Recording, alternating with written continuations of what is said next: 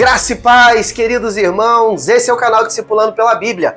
Eu sou o pastor Bruno Pim, estou aqui, graças a Deus, com muita honra, alegria, prazer, satisfação de poder compartilhar uma porção da palavra de Deus ao seu coração. Primeira vez por aqui? Seja muito bem-vindo e entenda que esse canal tem um único objetivo, que é gerar uma cultura de leitura bíblica diária ao seu coração, para que você não se aparte da leitura, da meditação e você passe a amar as Escrituras. Por quê, pastor? Porque nós cremos que a palavra de Deus ela é poderosa para mudar o coração do homem e dar destino para ele, ok? E nós estamos aqui meditando e refletindo sobre o livro de Esther. E hoje nós falaremos sobre 4 capítulos, os capítulos 4, capítulos 5, 6 e 7. É muito conteúdo, muitas chaves espirituais. E aqui a história começa a esquentar e você vai ver muitas coisas acontecendo nesse livro. Na porção de hoje, nós veremos a tensão aumentar, onde os planos de destruição acabam tomando forma, mas Deus começa a virar esse jogo. Vamos ver como a coragem de uma mulher e a mão invisível de Deus começa a mudar o destino de um povo. Vamos juntos em mais uma jornada de Discipulando pela Bíblia. E já no capítulo 4, Mordecai acaba descobrindo o decreto de morte, de genocídio contra o povo judeu. Então ele acaba se vestindo de pano de saco cinza, que é um gesto ali de humilhação, um gesto de quebrantamento, e acaba ali permanecendo chorando publicamente. Esther, agora a rainha, recebe a notícia de que seu primo está nesse estágio, nessa situação, mas ela ainda não sabe sobre o decreto.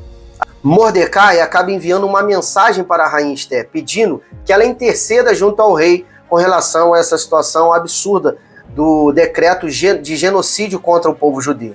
Mas ela acaba temendo. Por quê? Porque entrar na presença do rei, sem ser chamada, poderia lhe custar o quê? A própria vida, mediante tudo aquilo que aconteceu com a antiga rainha deposta, a Vasti, por causa do desrespeito, Vamos lá, Esther capítulo 4, versículo 14. Quem sabe se não foi para um tempo como este que chegaste ao reino? Então aqui nós estamos vendo as palavras de Mordecai para a rainha Esther.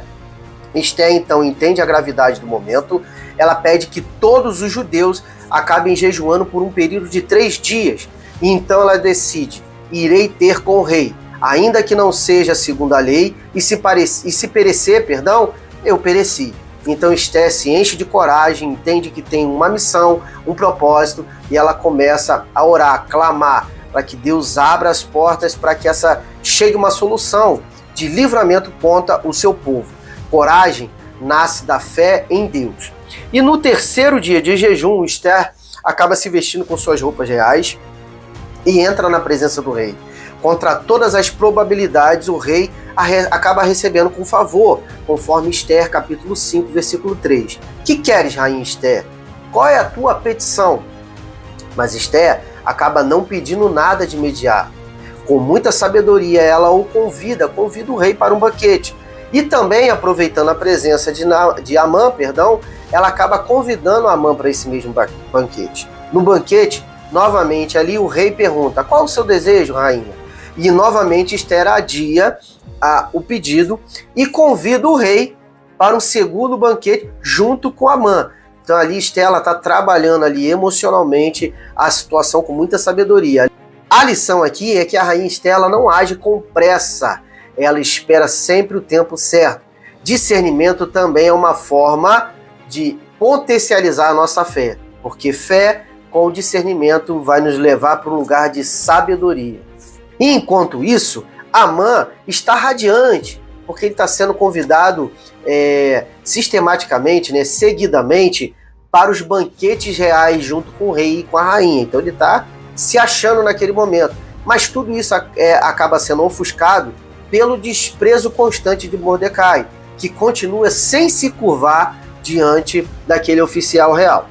E movido por orgulho e raiva, Amã manda construir uma forca, olha só, de 23 metros de altura para enforcar quem? Mordecai. Ele já planeja pedir isso ao rei na manhã seguinte. Olha que coisa interessante. Então, mais uma vez ali Mordecai despreza Amã fala: agora eu vou construir uma forca, eu vou enforcar esse folgado. Amanhã eu vou pedir isso pro rei. Eu tô com moral, tô o tempo todo nos banquetes, tô diante da presença do rei. Mas aí tem um detalhe divino. Amã acaba com essa forca ali sendo preparada, acaba preparando a sua própria queda sem saber. E naquela noite o rei não consegue dormir. Coincidência? Claro que não. Deus está agindo nas emoções do rei Xerxes. O rei pede para lerem os registros do reino e acaba ouvindo sobre o ato heróico de quem? De Mordecai. Olha que interessante. Apesar de Mordecai ter livrado Xerxes de uma conspiração, livrado ele da morte, aquilo não chegou assim de forma muito definitiva, clara aos ouvidos do rei. E ali o rei, com insônia, pede para ler os decretos e acaba ouvindo desse livramento. E quem deu o livramento para o rei? Mordecai. Quando ele acaba salvando o rei dessa conspiração. E acaba perguntando para os seus oficiais ali, o que foi feito para honrar esse homem, né? A resposta, não fizemos nada. Nesse momento, Amã entra no palácio para pedir o quê? A execução de Mordecai. Olha que interessante.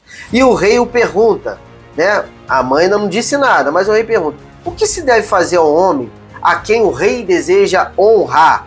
Amã, ouvindo aquelas palavras, ele pensa o quê? Que o rei está falando de mim. O rei quer me honrar. Olha que maravilha. Cheguei no momento certo.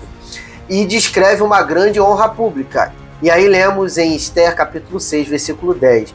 Pois faz isso a Mordecai. Então essa grande honra pública deve ser feita para Mordecai. Então ele coloca Amã para gerar todo um cerimonial público para honrar aquele que ele queria enforcar. Olha como é que Deus ele vai agindo nos bastidores e age até com um certo senso de humor aqui, né? Acabando com o coração de Amã. Imagine só essa cena, né? Amã, que odeia Mordecai, agora tem que liderar um desfile gritando: assim se faz ao homem a quem o rei deseja honrar. Uau! Os seus inimigos indo diante de ti, gritando que você é digno de honra. Que coisa sensacional! Deus acaba aqui revertendo situações de forma perfeita. E agora, já entrando no capítulo 7, chegamos ao segundo banquete real. O rei mais uma vez pergunta a Esther, qual é a sua petição, rainha? Agora ela revela tudo diante do rei e diz o seguinte, Esther capítulo 7, versículo 3. Se achei favor aos olhos do rei, peço que a minha vida me seja dada por minha petição e a do meu povo. O rei fica chocado. Quem ousaria fazer tal coisa, né, tal abominação contra o povo judeu?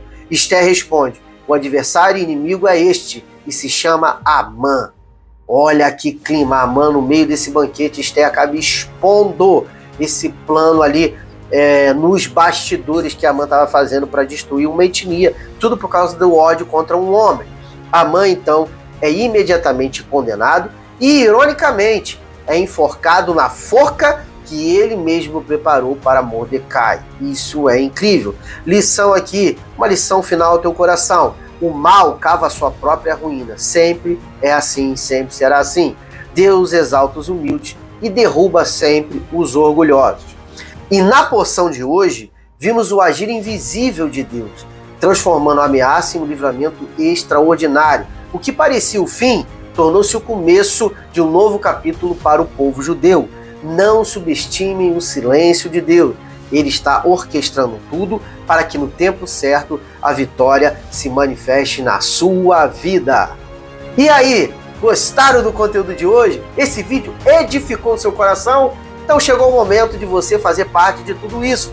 Como, pastor? Curtindo, comentando, compartilhando, seguindo o canal para que esse vídeo seja recomendado a outros corações. Com isso, você está me ajudando a pregar o Evangelho e de forma indireta você também está pregando o Evangelho do Reino, para que outras pessoas também sejam abençoadas e libertas pelo poder da Palavra de Deus. Chegou o momento de me despedir de todos vocês, deixando a graça e a paz do Senhor Jesus e dizendo que amanhã, se assim o Senhor permitir, nós teremos muito mais. Shalom!